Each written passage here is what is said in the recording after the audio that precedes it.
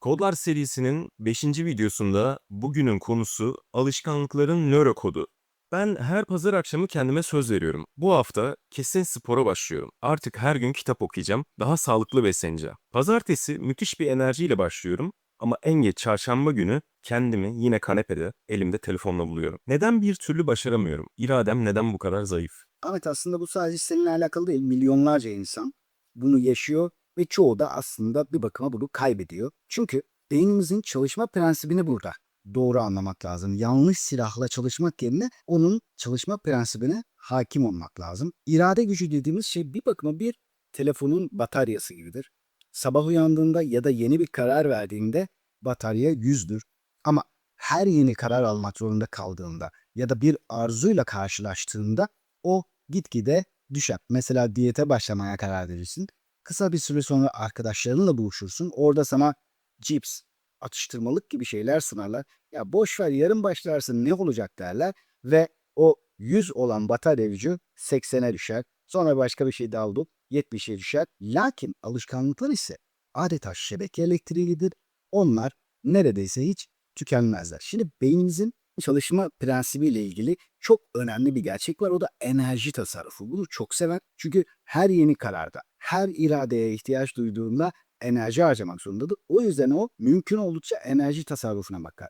Yani alışkanlıklara göre bizi yönlendirmek ister. Kısacası otomatik pilotta kalmayı çok ama çok seviyor. Otomatik pilot mu? Yani beynin bazı şeyleri ben farkında olmadan mı yapıyor? Bu nasıl çalışıyor? Bir bakıma öyle.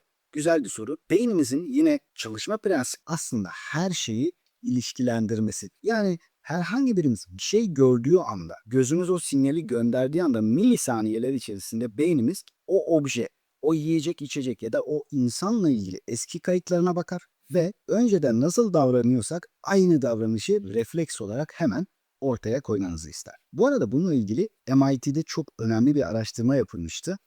Önce farelerin beyinlerine elektrotlar konuldu. Daha sonra fareler bir labirentin başlangıcına getirildi. Labirentin sonunda da bir parça çikolata vardı ve fareler bunu biliyordu ya da işte kokusunu almışlardı. İlk başlarda fareler bütün o labirent içerisindeyken beyin aktiviteleri muazzam seviyedeydi. Bunu o elektrotlarla ölçüyorlardı. Her şeyi kokluyorlardı, her duvara tırmanmaya çalışıyorlardı ve sonunda çikolataya ulaşıyorlar. Fakat onlarca denemeden sonra bilim insanlarını çok şaşırtan bir şey oldu. Artık başlangıç ve bitiş anları hariç farelerin beyninde hiçbir aktivite gözlemlenmiyor. Neden? İşte artık beyinleri otomatik pilota geçmişti. Arzu kalmamıştı. Daha doğrusu arzuya ihtiyaç kalmamıştı. Neden? Çünkü yolu ezberledikleri için düşünmelerine hacet yok. Başlangıçta bir aktivite vardı çünkü istek var. Sonunda da çikolataya ulaştığı için haz var.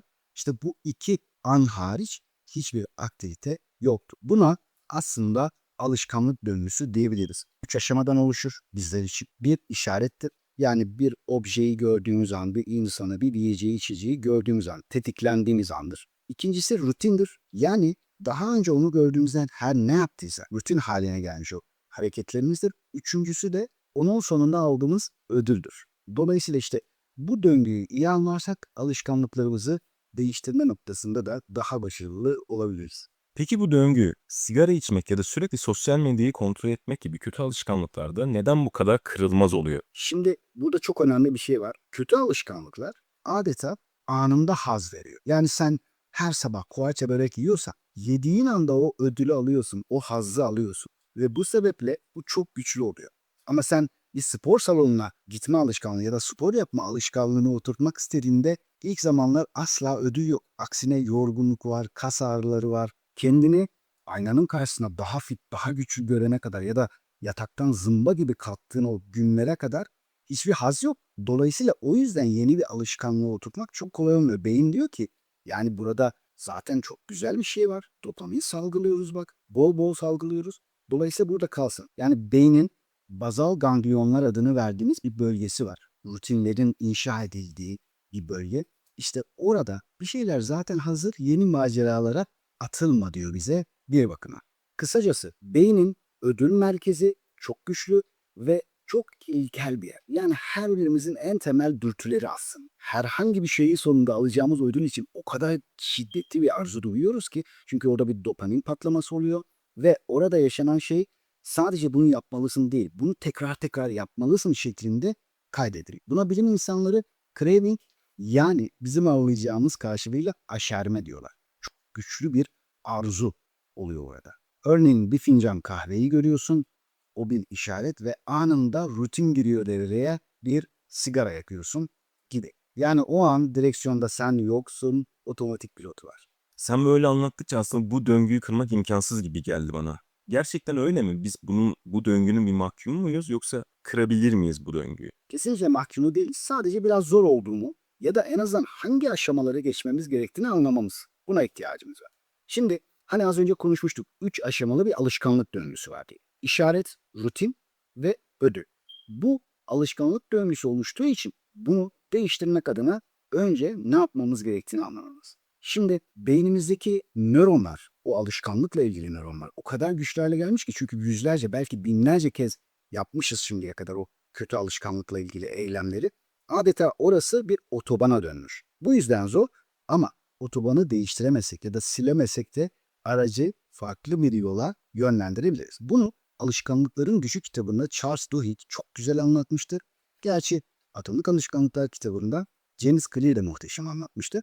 Sevgili dost, bu arada her iki kitabı da özetledim. Eğer henüz izlemediysem izlemeni şiddetle tavsiye ederim. Çünkü bu alanda yazılmış en iyi iki kitap desem hiç abartmış olmam. Şimdi burada Charles Duhigg diyor ki burada üçlü bir döngü var ve kendi hayatından örnek veriyor. Kitabın yazılmasına sebep olan şey bu. Diyor ki birinci mesela işaret, her gün öğleden sonra 3 gibi işten sıkılmamla başlıyor. Bu bir işaretti. Sonra rutine geçiyor. Rutini de şu: asansöre biniyor, kafeteryaya çıkıyor ve orada büyük bir kurabiyeyle bir kahve alıp onları yiyor. Burada da ne var? Ödül var işte, haz al. Ama bir süre sonra kilolarının arttığını görünce bunu değiştirmek adına bir şeyler yapmaya çalışıyor. Ve işareti değiştiremez. Her öğleden sonra sıkılıyor. Sabahtan beri çalışmış, okumuş, yazmış vesaire. Ama rutini değişti. Asansöre gidip yukarı çıkmak yerine aşağı iniyor ve yürüyüş yapıyor. O yürüyüş sırasında da can sıkıntısını giderebildiğini fark ediyor ve sonra zaten bu üçlü döngünün farkına varıyor. Kısacası bizler de bunu yapabiliriz. İşareti aldığımız anda rutini değiştirebiliriz. İşaretle ödül konusunda yapabileceğiniz bir şey yok, ama rutini değiştirdiğimiz anda sonuca ulaşabiliriz. Bunlar herhangi birimiz için de olabilir. Bir iş yaparken sıkılmak ya da herhangi bir şeyle meşgulken ve ne yapıyoruz diyelim? Elimize telefonu alıyoruz ve sosyal medyada geziniyoruz. Beğenileri görüyoruz, gönderilerimize gelen. Hemen orada bir dopamin salgılanıyor. Ya da o Reels videosundan öbürüne derken bir bakıyoruz onca zaman geçmiş. Burada ödül ne? Yine can sıkıntısını gidermek. Ama o işaret geldiği anda elimizin altında, hemen yakında, telefon değil başka bir şey olursa biz bunu değiştirebiliriz. Su içebiliriz, 5 dakikalık bir egzersiz yapabiliriz, birini arayabiliriz. Çok faydalı bir YouTube kanalı, bir hesap bulmuşuzdur. Onun hemen bir videosunu açabiliriz ve en azından kendimize faydalı hale getirebiliriz bu süreci. Peki hiç olmayan iyi bir alışkanlığı, mesela her sabah kitap okumayı nasıl başlatacağım? Ortada bir döngü yok ki değiştireyim. Aslında döngü var. Soru da çok güzel bir soru. Çoğunlukla birçoğumuz ne yapıyoruz? Gece yatarken en son telefona bakıyoruz, sosyal medya ya da her ne yapıyorsak ve en son gördüğümüz şey telefon oluyor. Sabah da ilk gördüğümüz şey telefon oluyor, çünkü çoğunlukla onun alarmıyla uyanıyoruz. Ne demiştik başta? Beyin hep bir şeyle başka şeyleri ilişkilendiriyor. Telefonu gördüğümüz saniye hemen sosyal medyayı hatırlatıyor bize. Belki mesajlara cevap vermemiz gerektiğini, belki bir oyun oynamamız gerektiğini, çünkü daha önce yüzlerce kez yapmışız ve refleks var. Bak dikkat et, yine otomatik pilottayız. Aklımızla karar vermiyoruz. Çünkü aklımızla yapacak olsa zaten kitap okuyacağız ya da daha faydalı bir şey yapacağız. Şimdi burada hemen tasarımı değiştirelim. Kurbanda adeta bir mimara, kendi hayatınızın mimarına dönüşün. Yatmadan önce 1 dakika da olsa, bak başta telefonu bırakıp 30 sayfa okuyamayabiliriz. Ama telefonla oynasak bile yatmadan önce bir sayfa kitap okusak hangimize zor gelir? Son yaptığımız şey kitap okumak oldu. Telefonu da biraz daha uzağa koyduk. Yine alarmdan uyandık, ama bu kez uyandığınızda komodinde ilk gördüğümüz şey telefon deyip kitap, belki yanında bir bardak su. Sabah uyandığımızda da ilk başta kendinizi zorlamak yerine bir sayfa kitap okuduk, 2 sayfa kitap okuduk. Zaten o yavaş yavaş alışkanlığa dönüşür. Sonunda yine bir haz almış oluyoruz. Bu her şeye uyarlanabilir. Yani hayatımızı tasarlamak. Spor salonuna gitmek zor mu geliyor? Spor çantamızı hemen görebileceğiniz bir yere ya da kapımızın önüne koyabiliriz spor ayakkabılarımızı. Daha önce fit bir görüntümüz varsa ya da olmak istediğimiz görüntüyü bol bol görebileceğiniz bir yere koyabiliriz. İstek duymak adına. Artık yapay zeka var. Dijital dünyada her türlü araç var. Kendi fotoğrafını yani yüzünü al, orada fit bir vücutla birleştir. Orada bir haz duymak adına o işareti de görebileceğin yerlere koy. Dolayısıyla beynimiz böyle çalışıyorsa onunla savaşmak yerine onun çalışma prensibine uygun bir şekilde tasarlayabiliriz hayatımızı. İşte ne yapardık küçükken? Pazartesiler okul kıyafetlerini odada sandalyenin üstüne koyardık ki daha da heyecanlanalım. Evet. O pazartesi sendromunu yaşamayalım. Evet, kesin bir şey. Tüm bunları yapsak da bir gün yine hata yapıyoruz. Spora gitmiyoruz mesela. O zaman tüm motivasyon çöküyor. Yani bir hatada o yaptığımız bütün plan sekteye uğruyor. Evet, yaşam koçluğu yaptığım birçok insanda aslında böyle bir şey vardı. Onları hep kendini yargılamaktan çıkarmaya çalıştım. Çünkü hiçbir aydınlanma anı kendini yargılarken gerçekleşir. Aydınlanma istiyorsak kendimizle ilişkimizi düzeltmemiz lazım. Şimdi spora karar verdim ben. Bir kere zinciri kırdım. Sorun değil. Yeter ki tekrar etmeyin. Ama ilk zinciri kırdığımda gerçekten önemli bir şey de olabilir. Patronum izin vermedi, ailevi bir şey oldu. Çok ekstra bir iş çıktı ya da o gün çok yorgundu. Sorun değil. Yeter ki hemen sonra, yani pazartesi gidemedim, sonraki gün de diyelim çarşamba planım var. Çarşamba mutlaka git. Kişi ne yapıyor burada? Ya nasıl olsa yapamayacağım deyip savaşmayı bırakıyor ya da mücadeleyi hemen televizyon izleyeyim başka bir şey yapayım diyor. Peki bu şundan kaynaklanıyor olabilir mi? Hani böyle yeni bir karar aldığımızda hemen gidip arkadaşlarımıza anlatırız ya, işte spor salonuna başladım. Spor salonuna gitmeye başladım, işte diyete başladım. O planımızı herkese anlattıktan sonra aslında onun büyüsü mü kaçıyor acaba? Kişiye göre değişebilir. Güzel bir soru oldu bu. Kimisi aslında bunu bir basamak gibi kendini yükseltmek için kullanır. Çünkü onca insana söyledim yapmazsam işte benimle dalga geçebilirler ya da benim hani bütünlüğün, tutarlılığın tartışılır. Kimisi de hakikaten böyle de yaşayabilir. Yani büyüsü bozuluyor. Keşke bu kadar kişiye söylemeseydim. Çünkü çok fazla mücadele etmesi gerekiyor. Şimdi asıl sorunun cevabını toparlayacak olursak her birimiz gayet insanidir. Bir aksilik olabilir. Elde olmayan sebeplerle bir şeyi aksatabiliriz. Yeter ki 2 kere aksatmayalım. Bak basitçe bakış açımızı değiştir. Ben haftada 3 gün spor yapmaya karar verdim. Ayda ne kadar yapar? 12. Şimdi bir kere gidemedim. Kendime soruyorum. Peki 11 kere gitsem başarı mı? Kesinlikle başarı. Hedef 12 idi. Daha ilk ayında 11 kere gitmek bir başarı. Hatta 10 kere git. Dolayısıyla bakış açımızı değiştirdiğimiz anda hemen aslında daha iyisini yapabileceğinizi görürüz. Şimdi tüm bu konuştuklarımızla birlikte söylemezsem eksik kalır çok sevdiğim bir söz var. İrade ne yapması gerektiği konusunda net karar verememiş insanlar için gereklidir diye. Konuştuklarınız hep bilimseldi. Kabul ediyorum ama burada da başarılı insanları incelediğimde şunu gördüm. Hep öyle büyük bir hayal kurmuşlar ki gözlerini kamaştıracak kadar artık iradeye ihtiyaçları kaldı. O kadar çok istiyorlar ki yani mücadele etmiyorlar. Ya da o kadar güçlü bir nedenleri var ki bunu yapmak için. Belki işte çocuklarına söz verdiler. Belki kendilerine çok güçlü bir söz verdiler. Belki bir gün çok ağırlarına giden bir olay yaşadılar ve şöyle dediler. Bir daha asla. Şimdi artık sosyal medyada çok dolaşan bir metin var. Yıldız futbolcu Romelu Lukaku bir gün kardeşleriyle yemek masasındayken annesinin süte su karıştırdığını görüyor ve onu orada kamçılıyor. Süper bir örnek gerçekten. Yani orada ne yapıyor? Muhtemelen diyor ki ben öyle başarılı olacağım ki annen ve kardeşlerime çok daha iyi bir hayat sunacağım. O an çok ağrına gidiyor. Ya da belki daha fazla insana bile yardım etmek adına, daha çok çocuğa yardım etmek adına bir karar veriyor vesaire. Dolayısıyla işte böyle bir olaydan bahsediyor. Yani bunu kendisine bir sebep yapıyor.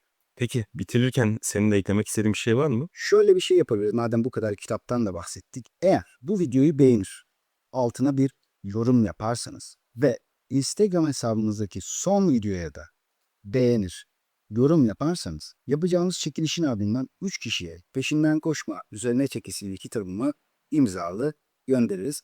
Onu da ne yapalım? Bu ayın sonuna kadar diyelim. Yani Ağustos'un son gününe kadar yapanlar arasında bir çekiliş yapalım. Ardından da ilan edelim ve adreslerine gönderelim. Bu arada son birkaç videoda unuttuğum bir şeyi ekleyeceğim. Bizler burada bunları konuşuyoruz. Çok daha farklı şeyler de konuşuyoruz. Hepsi de önemli ve faydalı. Ama bunları yapamayan, hatta en temel ihtiyaçlarını bile karşılayamayan insanlar var. Unutmamalıyız, unutmaya hakkımız yok. Ne Doğu Türkistan'daki kardeşlerimize ne Filistin'deki kardeşlerimize. Her birimiz mümkün olan bir şeyler yapabiliriz. Her şeyden önce her istediğimize dua edebiliriz onlar için. Ama dua etmek etmeyen gayret de lazım. Sosyal medyada paylaşımlar yaparak gündemde kalmasını sağlayabiliriz. Bütçemiz nispetinde yardımlar gönderebiliriz. İnsanlar açlıktan ölüyor artık. Ve boykota destek edebiliriz. Boykot hem çok soylu bir duruştur hem de ekonomik açıdan bu savaşı sürdürmek isteyenleri durdurmaktır. En azından güçlerini zayıflat. Belki tamamen durdurmaya gücünüz yetmiyor ama bir gün bitecek bunlar. Öyle ya da böyle bitecek. Aynanın karşısında kendi yüzümüze bakacak cesaretimiz olmalı. Çocuklarımız, torunlarımız sen ne yapmıştı diye sorduğunda verecek cevap. Hepsinden öte çok büyük bir mahkemede verebilecek cevabımız olmalı. Bir sonraki videoda görüşene kadar kendine çok iyi bak. Sevgiler, selam.